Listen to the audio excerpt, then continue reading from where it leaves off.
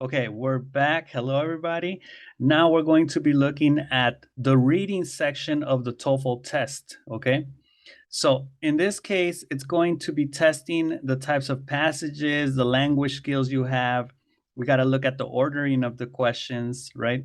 There's basically only one part, right?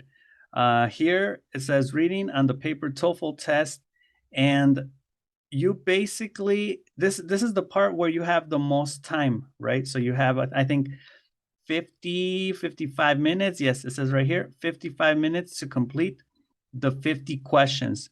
You have more or less um, 5 texts and 10 questions per text.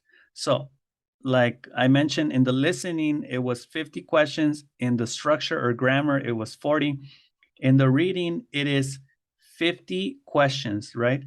So there's a lot of reading to do. It is on academic stuff, right? Like we're going to see an example with rocks, scientific things, philosophical things, right? But you don't need to know about this stuff. You just need to read and learn the skills for the TOEFL test, right? Which we're going to see here.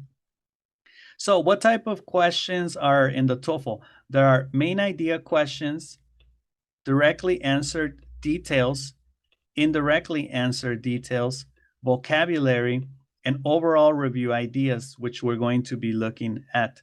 So the test or the text is presented in a linear order, which basically the questions in the beginning, you can find them in the beginning of the text, and the questions at the end, you can find them at the end of the text, right? They progress the same as listening and structure grammar from easy to difficult, right? Okay, so pause the video, take notes on this part if you want, and we're going to continue with the general strategies for reading. Okay, as we saw, the first tip is be familiar with the directions. So the directions are the same on all of the TOEFL tests, so don't spend time reading the instructions, right? You already know what to do if you're taking this course. Do not spend time do not spend too much time reading the passage, right? So you don't need to understand it, you just need to answer the questions, right? So it says, first of all, you do not have enough time to read and understand really every word, every passage, right? It's just you're gonna skim, right? If you don't know the two basic reading strategies, we have two. The first one is skim, and skim is just to get a general idea, right? You can think of skim when you go to a bookstore and you want to buy a book, right? And you're like, what is this book about, right? You maybe read the back, read the title, read a chapter, like the beginning of a chapter, read the chapters, right? You get an idea, a general idea. In TOEFL, you need to get a general idea of the text, right? More or less, what is it about? Of course, there's another skill, which is scanning.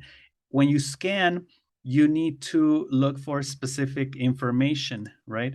This is, for example, when I tell you look for a word in a dictionary, right?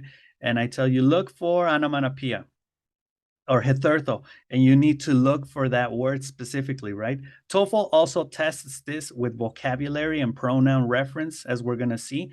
But in general, the text, you do not need to really understand it, right? It's just the general idea. Some texts are good, they're interesting, but don't spend too much time with the texts, right? They're just for the test. Okay, now we're going to go with the third one. The third one says, do not worry if a reading passage is on a topic you are unfamiliar with. So this is what I was saying. If you don't know about that topic, that area of knowledge or expertise, don't worry. It says here, everything is included in the passages. What you need to answer the questions is in the passage, right? Do not worry if you don't have background knowledge to answer those questions. Again, do not spend too much time on a question if you are unsure of it. Just answer, guess, and continue, right? Simply guess and go on, it says right here. You can return to the question later if you have time. On reading, you will probably have time, right?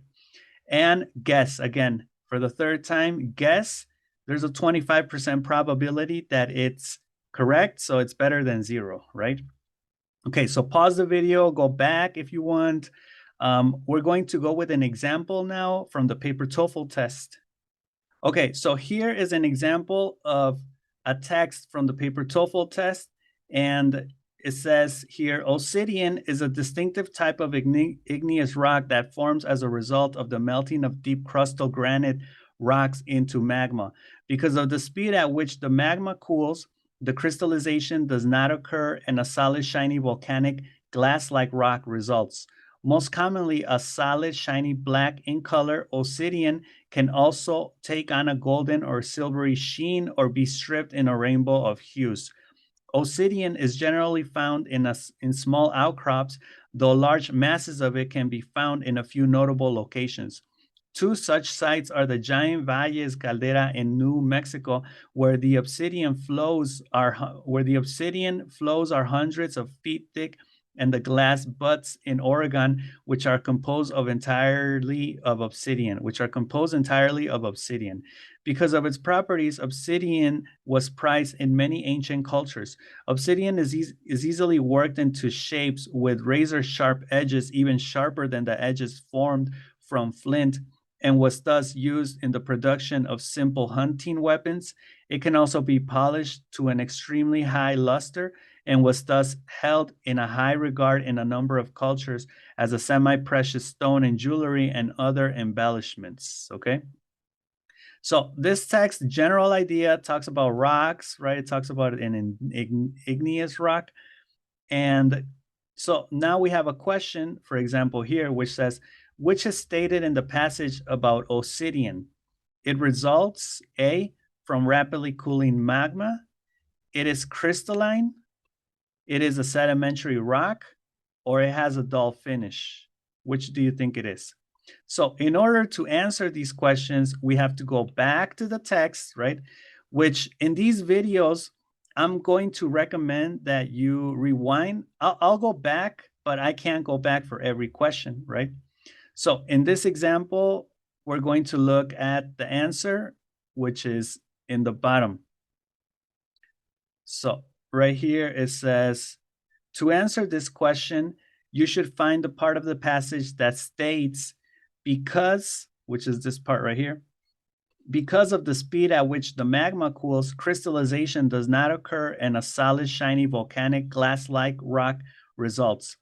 From this, it can be determined that obsidian results from yielding from rapidly cooling magma, so this one, A, and that it is not crystalline, that it is a volcanic rather than a sedimentary rock, and that it has a shiny finish rather than a dull finish.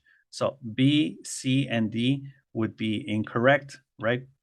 Answer A is therefore the best answer to this question, right? So this is the type of question that is going to appear on the TOEFL, right? Now, let's look at number 2. It says the word sites in line 10 is closest in meaning to pieces, layers, places, or distances. It says to answer this question, you should find the word sites in line 10 in the passage and read the context around it, right? To understand it. The passage mentions a few notable locations and 2 such sites. From this context, you can determine that sites is closest in meaning to location or places. So C, right? Therefore, answer C is the best answer to this question, right? So this is a type of question that will appear on TOEFL where it says, look at this vocabulary word on line 10, on line 5, on line 7, and you have to scan, right? In this case, you use the reading strategy scanning so you can identify or detect it and then figure out what it means based on the context or the co-text, right, as they call it. Okay, number 3 now, it can be inferred from the passage. Ooh, infer. So now you have to draw a conclusion, right? It's not in the text, but the information that you need to infer is in the text, right? It can be inferred from the passage that obsidian would least likely have been used to make a spear, an arrowhead, a ring, or a belt. So it says the passage states that obsidian was used in the production of simple hunting weapons and that it was held in high regard in a number of cultures as a semi-precious stone in jewelry. From this, it can be inferred that obsidian would likely have been used to make a spear or an arrowhead, which are types of weapons, or a ring, which is a type of jewelry, and that obsidian, which is a rock, would have been least likely to have been used to make a belt, which is an article of clothing. So answer D is the correct one, right? This is because it says which one is least likely, right? La menos probable, least likely to have been made. Well, yeah, a belt, right? Okay. And let's go now with number 4. This is a type of question that says, where in the text, right? What lines is this used? Where in the passage does the author discuss the variety of colors in which obsidian is found? Lines 1 to 3, lines 5 to 7, lines 8 to 9, or lines 18 to 20. So now you must go back to the text and check where is this information. So it says to answer this question, you should skim, here's the word skim, right? Skim each of the lines, skim each of the line numbers in the answer choices for the information about the colors of obsidian. In lines 5 to 7, or lines 5 to 7, mention that obsidian, is black in color and that it can take on a golden or silvery sheen, right? And that it can be stripped in a rainbow, and that it can be stripped in a rainbow of hues, right? Like it says right here. This sentence clearly discusses the colors, so answer B is the best answer to this question, right? Okay, so if you want, pause the video, go back, take notes on this.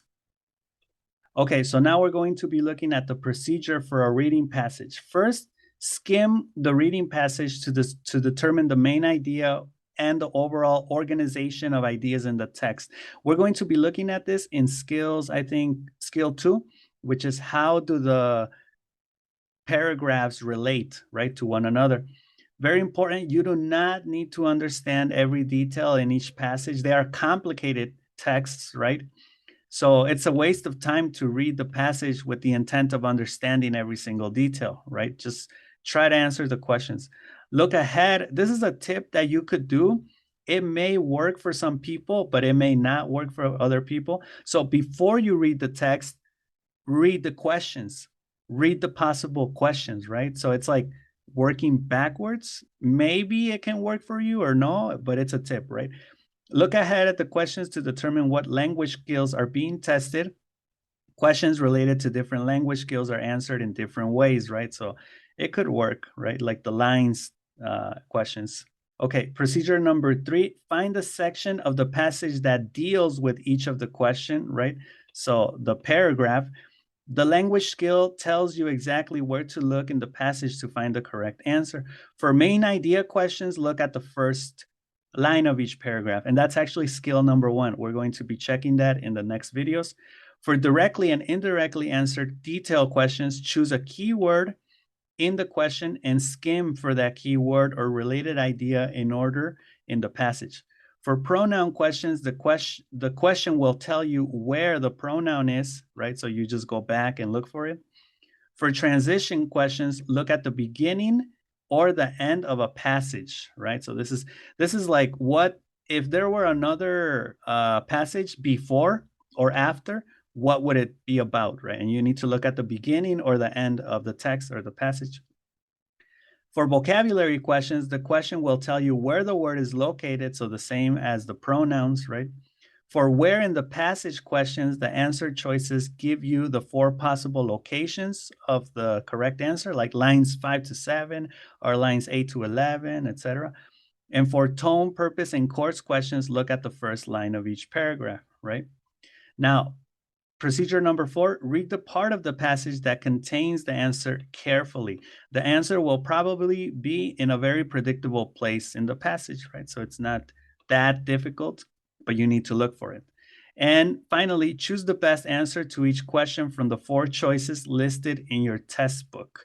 You can choose the best answer according to what is given in the appropriate section of the passage, eliminate definitely wrong answers, and mark your best guess on the answer sheet, right? Because you will have an answer sheet. It's not in the book or a little booklet.